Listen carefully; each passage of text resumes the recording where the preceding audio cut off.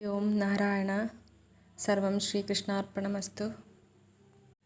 സൗന്ദര്യലഹരീ കർത്രേ സർവമംഗളദായിനേ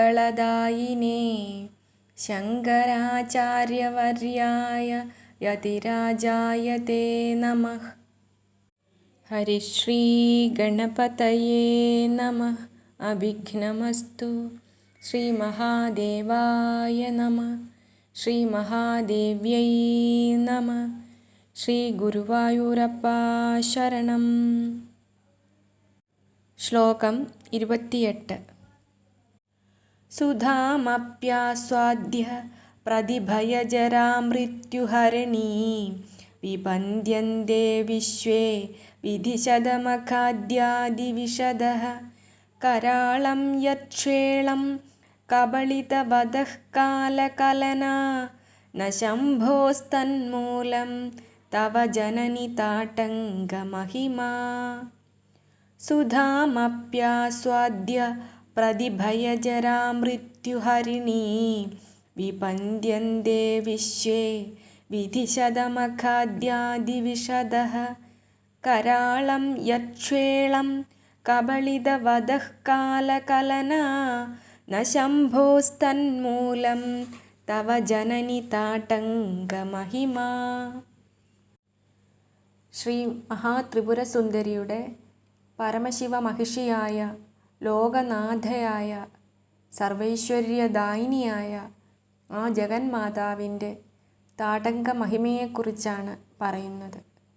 അമ്മയുടെ കർണാഭരണങ്ങളുടെ മഹിമ കാരണം മഹാപ്രളയകാലത്ത് സകല ദേവാദികളും ചരാചരങ്ങളും ഇല്ലാതെയാകുന്നു. പക്ഷേ നിന്തിരുവടിയുടെ പതിയായ ശ്രീ പരമേശ്വരനു മാത്രം അവസാന കാലം ഉണ്ടാകുന്നില്ല. അത് അവിടുത്തെ താടങ്ക മഹിമ കൊണ്ടാണെന്ന് പറയുന്നു.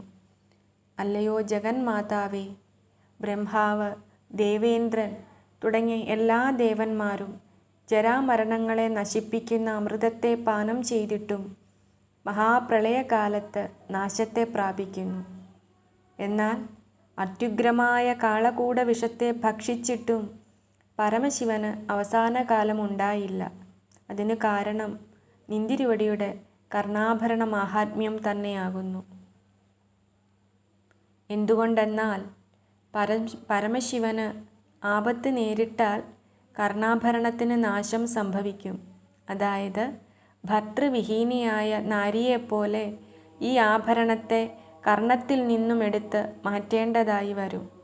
എന്നാൽ നിന്തിരുവടിയുടെ താടങ്കത്തിന് അതിനുള്ള സാമർഥ്യമില്ല. കാരണം ശ്രീദേവിയുടെ താടങ്കങ്ങൾ സൂര്യചന്ദ്രന്മാരാണ്. കാലം അവരുടെ അധീനത്തിലാണ്. താടങ്ക യുഗളീഭൂത തവനൂടുപമണ്ഡല എന്ന് ലളിതാ സഹസ്രനാമം പറയുന്നു.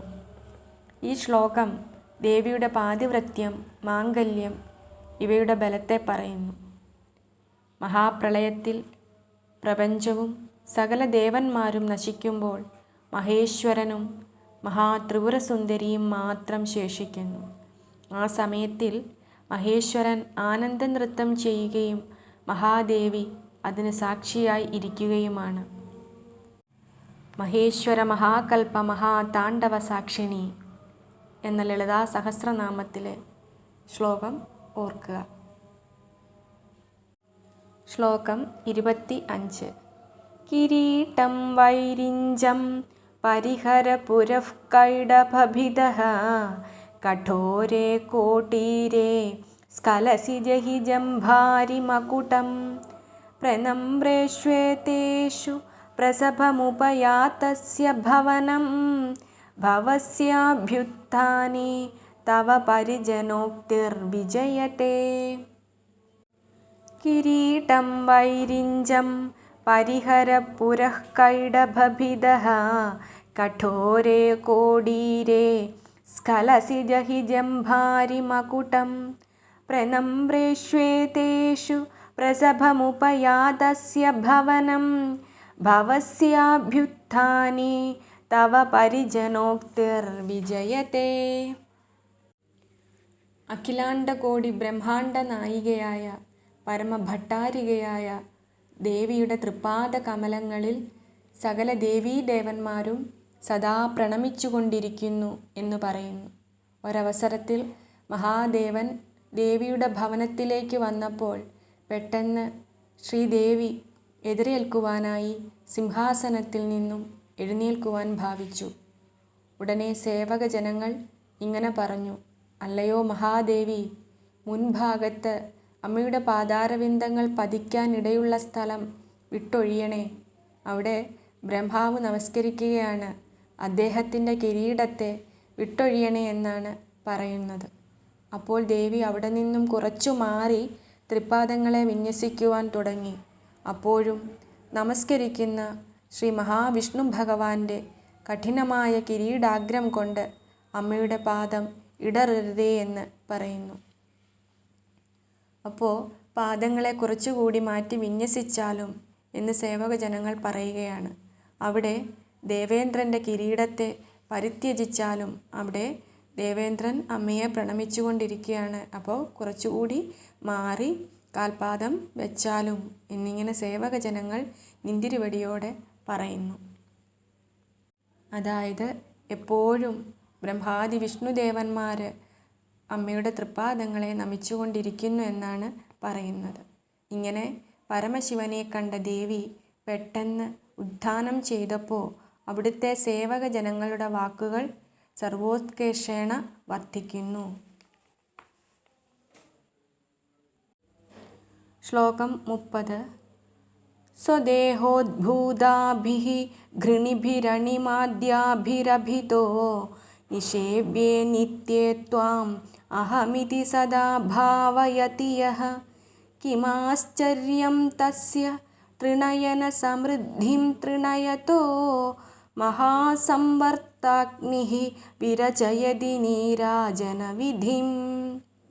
സ്വദേഹോദ്ഭൂതാഭിഃ ഘൃണിഭിരണിമാദ്യാഭിരഭിതോ നിഷേവ്യേ നിത്യേ ത്വാമഹമിതി സദാ ഭാവയതി യഃ കിമാശ്ചര്യം തസ്യ തൃണയന സമൃദ്ധിം തൃണയതോ മഹാസംവർത്താഗ്നിഃ വിരചയതി നീരാജനവിധിം. അരുണാം കരുണാതരംഗിതാക്ഷീം ധൃതപാശാങ്കുശപുഷ്പബാണചാപാം അണിമാദിഭിരാവൃതാം മയൂഖൈഃ അഹമിത്യേവ വിഭാവയേ ഭവാനീം എന്ന പ്രമാണമനുസരിച്ച് മഹാദേവിയുടെ ത്രിപുരസുന്ദരിയുടെ തന്നെ രൂപങ്ങളായ അമ്മയുടെ ദേഹത്തു നിന്നും ഉദ്ഭവിച്ച കിരണങ്ങളിൽ നിന്നും ആവിർഭൂതരായ അണിമാതി ആവരണ ദേവതകളാൽ ചുറ്റപ്പെട്ട നിന്തിരുവടിയെ ഏതൊരാളാണോ ഞാൻ തന്നെയാണ് അതും എന്ന ഭാവനയോടുകൂടി സദാ ധ്യാനിക്കുന്നത്, സദാശിവൻ്റെ ഐക്യത്തെപ്പോലും തൃണീകരിക്കുന്ന ആ ആളിന് പ്രളയകാലാഗ്നി നീരാജന വിധിയെ ചെയ്യുന്നു എന്നതിൽ ആശ്ചര്യമില്ല.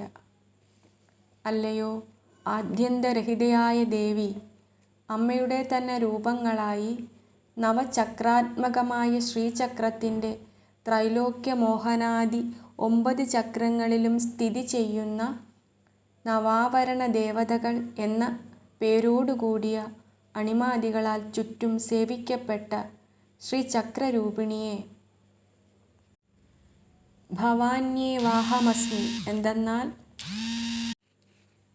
സദാ ഞാൻ തന്നെയാണ് ഇതും എന്ന് യാതൊരുത്തൻ ധ്യാനിക്കുന്നുവോ പൂർണ്ണകാമനായി സർവശക്തനായിരിക്കുന്ന ആ യോഗി സദാശിവൈശ്വര്യത്തെ കൂടി തൃണീകരിക്കുന്നു എന്നു പറഞ്ഞാൽ അമ്മ തന്നെയാണ് ആ അമ്മയെ ധ്യാനിക്കുന്ന ആ ഓരോരുത്തരും എന്ന്, അതായത് ബ്രഹ്മം അത് തന്നെയാണ് പറയുന്നത്. നമ്മളും ബ്രഹ്മം തന്നെയാണ്, അതിൻ്റെ അംശം തന്നെയാണ്. അപ്പോൾ നമ്മുടെ ഉള്ളിലിരിക്കുന്നതും ആ ഭഗവതി തന്നെയാണ്, ആ ഭഗവതിയെ തന്നെയാണ് നമ്മളും ധ്യാനിക്കുന്നത്. അപ്പം സ്വയം നമ്മളും അമ്മ തന്നെയാണ്, ഭഗവതി തന്നെയാണ്, ആ ബ്രഹ്മസ്വരൂപം തന്നെയാണ് എന്ന ഒരു ചിന്തയോടുകൂടി ആരാണോ അമ്മയെ ധ്യാനിക്കുന്നത് ആ ആള്, ആ യോഗി സദാശിവൈശ്വര്യത്തെ കൂടി തൃണീകരിക്കുന്നു എന്നാണ് പറയുന്നത്.